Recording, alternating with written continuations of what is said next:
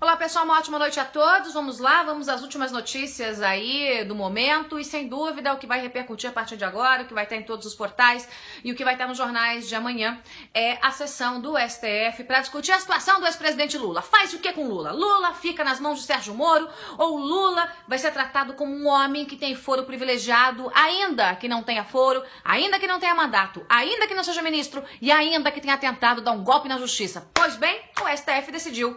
O seu Luiz Inácio Lula da Silva, o semipresidiário, vai ficar nas mãos do Supremo por enquanto. Minha gente, é isso. A maioria dos ministros optou por isso, acabou seguindo o relator, o seu Teori Zavascki, que é aquele homem que tem lá suas predileções por Dilma, a turma do Planalto, e que é muito ponderado quando as coisas envolvem o PT, quando as coisas envolvem Dilma Rousseff. Gente, o que se viu hoje foi uma sessão de malhação de Moro. Tentaram transformar Sérgio Moro, o juiz mais correto que eu já vi atuar, num Judas no meio do processo do judiciário. Tentaram dar uma lição de moral em Sérgio Moro, porque quem Sérgio Moro pensa que é, para passar por cima do STF e para divulgar os grampos em que pessoas com foro privilegiado estão ali no meio dessas gravações, dessas interceptações. Gente, é uma conversa de maluco. Parece que o mundo que eu vivo, o mundo que você vive não é o mesmo mundo que vivem alguns parlamentares, alguns ministros do STF. A pessoa grampeada não era Dilma, a pessoa grampeada era Lula. Dilma estava junto com Lula cometendo um crime, obstruindo a justiça. Qual é a dificuldade em se entender uma coisa dessa? Sérgio Moro agiu na perfeita legalidade, moralidade, seguindo o princípio constitucional da publicidade. Se não fosse Sérgio Moro, se não fosse a publicidade desses áudios, preste atenção, Lula hoje estaria ministro-chefe da Casa Civil, Lula hoje estaria dando continuidade ao golpe do PT para se manter no poder, não só esse mandato, mas por mais 4, 8, 12 anos. Lula estava chegando à presidência, sim, porque ele seria o presidente da República, disfarçado de ministro, estava chegando à presidência de novo através de um golpe, obstruindo a justiça, porque ele estava nas mãos de Sérgio Moro. Sérgio Moro mandou grampear Lula, um investigado. Quem apareceu de gaiato no navio foi a presidente Dilma, que entrou no processo do crime, que estava tentando obstruir a justiça junto com Lula. Os outros ministros entraram também no processo do crime, mas era o telefone de Lula que estava grampeado. E agora Lula é tratado como um homem que tem foro privilegiado porque o efeito colateral do grampo que foi feito no petista bateu lá na casa da mãe Joana, na casa da mãe Dilma. E foi isso que o STF decidiu. Lula disse, naqueles grampos, sabe, ministros? Aqueles grampos, esses que os senhores querem ficar aí com você. Lula disse que o STF está acovardado. A questão só é acovardado para que lado? E corajoso para que lado? Não é, Lula? Porque Lula fez uma crítica dizendo que o STF não estava defendendo ele como ele gostaria, mas nesse momento, ao arrastar esse processo para o STF, ao tirar das mãos de Sérgio Moro, ainda que seja por um curto prazo de tempo, o STF mela, pelo menos por enquanto, as investigações envolvendo o ex-presidente Lula. O que o STF fez é tudo o que Lula queria. Lula hoje vai comemorar, vai abrir uma garrafa daquelas de um vinho bem caro, não é, ex-presidente? E certamente quem vai pagar esse vinho somos eu e você que está me vendo, porque certamente vai ter dinheiro do Petrolão aí para pagar esse vinho, ou daquelas palestras milionárias que o senhor deu para o Odebrecht, sabe-se lá mais para quem, que ninguém nunca viu, ninguém sabe, ninguém viu, ninguém filmou nem nada, mas que o dinheiro pago veio de acordo com as investigações de propinas, que inclusive foram tiradas da Petrobras, passaram pelas mãos das empreiteiras e rechearam os bolsos de políticos e corruptos, inclusive o bolso do ex-presidente Lula. Gente, hoje, de fato, foi um dia de se lamentar. O que acontece? Por que a falta de coragem de alguns ministros do Supremo? E mais, teve lá o AGU, o seu José Eduardo Cardoso, aquele que é o fiel escudeiro da presidente Dilma. Dilma grita lá e o Zé diz, sim, capitão, né? É mais ou menos assim.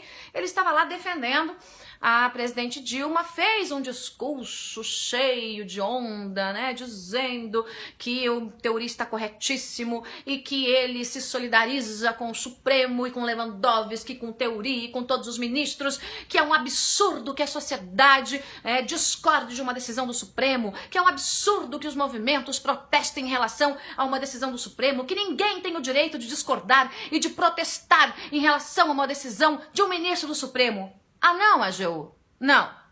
Isso é uma democracia. Eu tenho o direito de discordar de quem eu quiser e bem entender. E você que está me vendo também tem o direito de discordar de quem você quiser e quem você bem entender.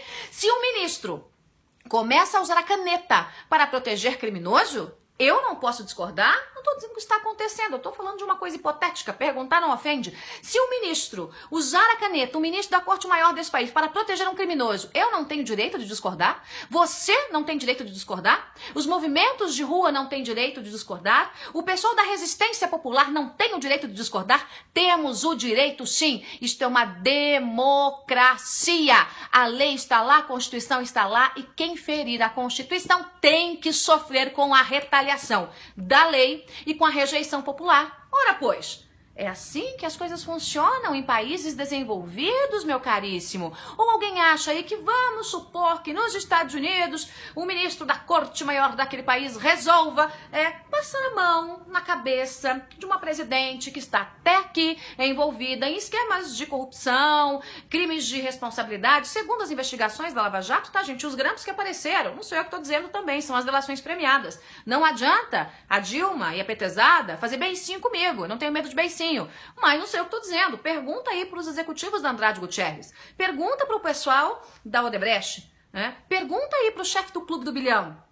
É só perguntar para eles. Todos dizem, Dilma se beneficiou do dinheiro para a campanha. Dilma sabia do esquema. Lula montou o esquema. Não sou eu que estou dizendo, é essa turma. Agora imagina se o ministro dos Estados Unidos, por exemplo, resolve acocar. Não, eu vou esperar aqui um pouquinho, vou procrastinar a abertura de um processo, de uma investigação. Vamos deixar passar. Vamos pegar aqui e deixar o juiz de primeira instância, aquele Sérgio Moro lá que está investigando todo mundo. Vamos deixar ele investigar os empreiteiros. Vamos deixar ele investigar os corruptores. Vamos deixar os corruptos bem protegidos debaixo da nossa asa. Você já imaginou o que ia acontecer com um juiz desse na corte maior do país americano? Já imaginou, gente? Ele seria escorraçado da corte. A população certamente faria manifestação em frente de qualquer lugar que ele estivesse. Agora no Brasil, me veio o AGU dizendo não podemos questionar uma decisão de ministro. Podemos, devemos e faremos.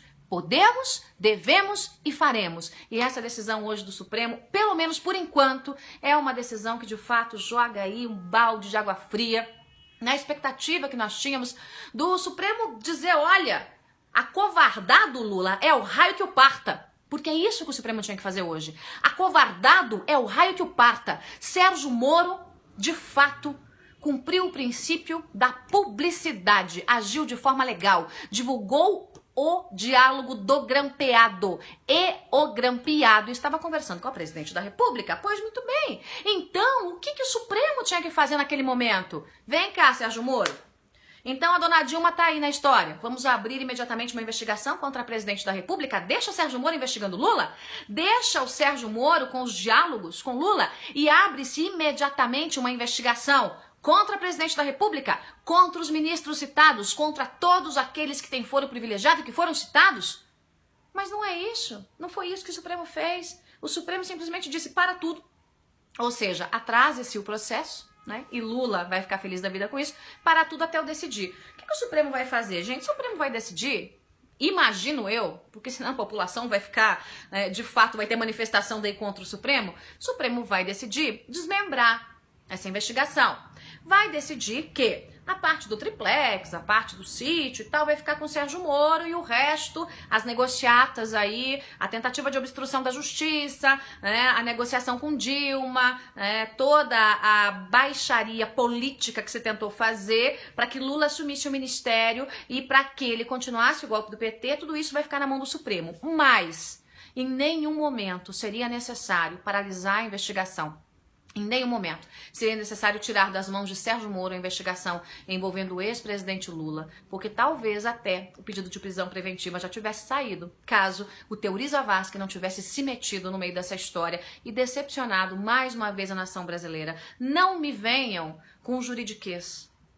Não me venham com juridiquês. Há um princípio constitucional da publicidade. O grampeado foi o Lula. Quem estava no lugar errado, na hora errada, fazendo coisa errada, era a Dilma, mas o grampeado era o Lula. Os senhores ministros, o senhor Teori Zavascki, relator da Lava Jato, deveria imediatamente ter aberto uma investigação envolvendo a presidente Dilma e não tirar o processo das mãos de Sérgio Moro. Está vendo uma inversão completa de valores, uma inversão completa de como a história deveria caminhar. Sérgio Moro mudou a história desse Brasil. Não fosse, repito, a publicidade desses áudios, Lula estaria ministro nesse momento. Lula estaria continuando com a tentativa de golpe para manter o PT no poder. Não fosse a coragem de Sérgio Moro, que hoje é chamado de herói não só no Brasil, mas no mundo, a história seria outra. Moro mudou a história do Brasil. Bom, gente, eu vou ficando por aqui, mas antes só um rápido comentário aqui sobre os manifestantes vermelhos que hoje estão espalhados aí pelo Brasil, né? Tem 12 cidades que tem manifestação da turma do Mortadela Day, o pessoal lá, né, dizendo, não vai ter golpe. Não vai ter golpe mesmo não, gente, vai ter cadeia mesmo, não vai ser golpe, né? Vai ter impeachment e cadeia, são coisas bem diferentes. Aí o pessoal tá lá, o pessoal do Pão com Mortadela, eu até falei pra você, que alguns manifestantes receberam até R$300 e mais R$100 por manifestante extra que levasse. Alguns receberam uma bolsinha um pouquinho menor, mas alguns chegaram a receber R$300. Em Brasília, onde foi convocada a maior manifestação em frente ao Congresso, vamos lá, vamos fazer e vamos acontecer. O pessoal começou a chegar ontem, os ônibus e tal, aquela coisa toda. Eu vou contar o que aconteceu pra você. Sabe o que deu a manifestação em Brasília? Deu em nada. Olha que maravilha, gente. Sabe por quê?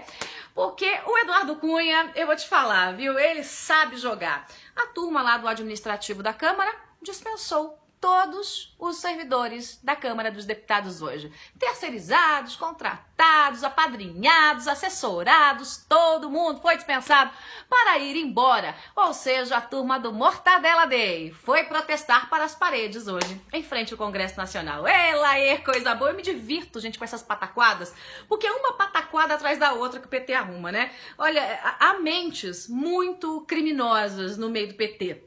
Mas há mentes muito estúpidas no meio do PT. Bobinhas, que uma outra movimentação desmonta a história toda, pois o povo do Mortadela Day foi protestar aí para as paredes do Congresso Nacional. Adorei, achei divertido demais, gostei, muito bacana, ótima ideia, viu, do pessoal do Congresso Nacional, ótima ideia mesmo, e uma informação que não é brincadeira, às vezes eu falo rindo, debochando, parece algumas coisas brincadeira, mas não é não.